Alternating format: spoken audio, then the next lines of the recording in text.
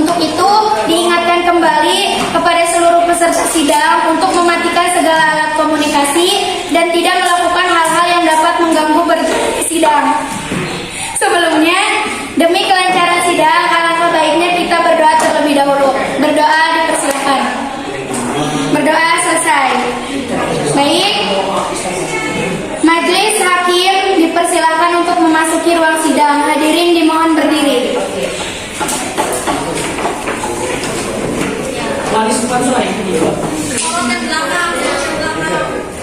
Sini woi. Hadirin di 2022 yang memeriksa dan mengadili perkara-perkara pidana pencurian pada tingkat pertama dengan acara pemeriksaan dengan terdakwa Jamaluddin hari ini 22 Agustus 2022 dinyatakan terbuka untuk umum. Pada terdakwa Jamal dan penasihat hukumnya diharap masuk ke dalam ruangan sidang.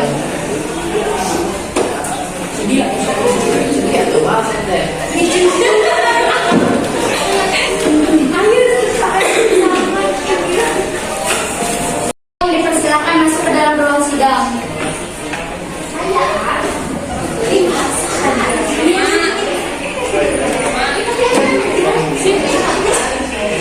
Untuk saksi diharapkan masuk ke ruang sidang.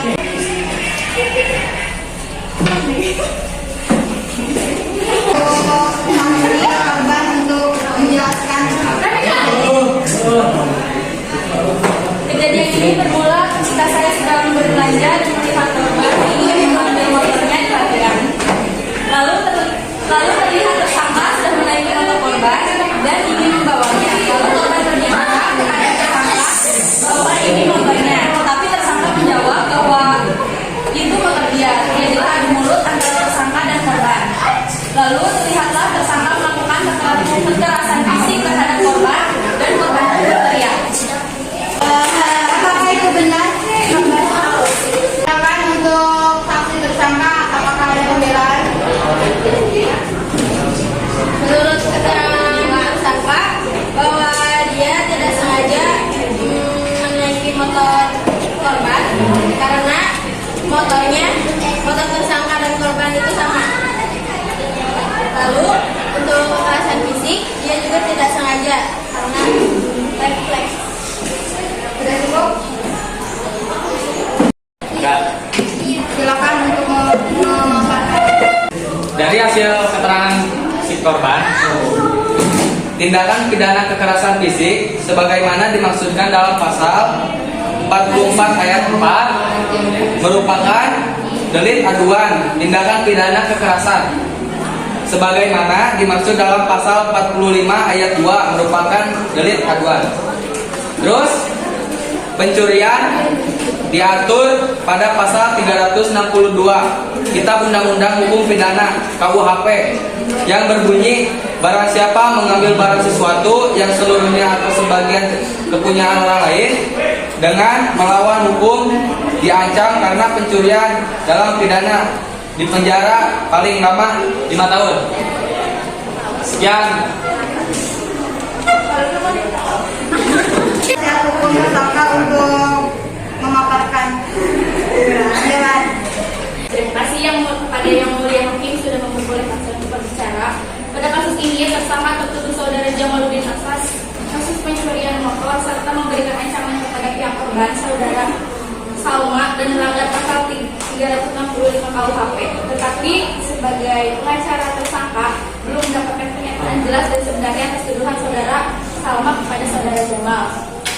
Pernyataan terhadap saudara Jamal membuktikan bahwa semua terjadi karena kesalahpahaman, tetapi saudara Jamal melakukan kekerasan fisik secara tidak sengaja karena dia refleks. Mungkin karena dia mengira karena itu motornya, jadi dia refleks kemudian menyenggol, jadi terjadilah jatuh saudara Salma dan terjadilah kericuhan antara keduanya.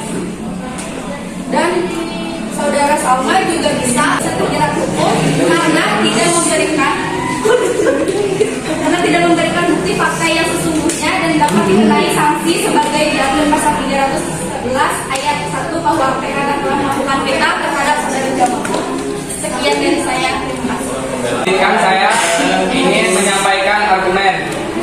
Menurut korban, tersangka melakukan kekerasan dengan sengaja. Bisa dikenakan pasal 44 ayat 4 dan bisa dengan pidana penjara paling lama 5 tahun. Saya keberatan yang mulia. Silakan. Karena di sini saudara Jamal melakukan tindakan kekerasan itu secara refleks dan tidak sadar. Dan saudara Salma yang sudah menjadi korban itu merasa ya mungkin karena Jamal melakukannya sedikit keras, karena Jamal melakukan karena refleks yang mulia bukan secara sengaja. Di sini saya sebagai pengacara dari saudara Jamal tidak mendapatkan bukti yang benar-benar konkret bahwa saudara Jamal melakukan tindakan kekerasan yang secara disengaja.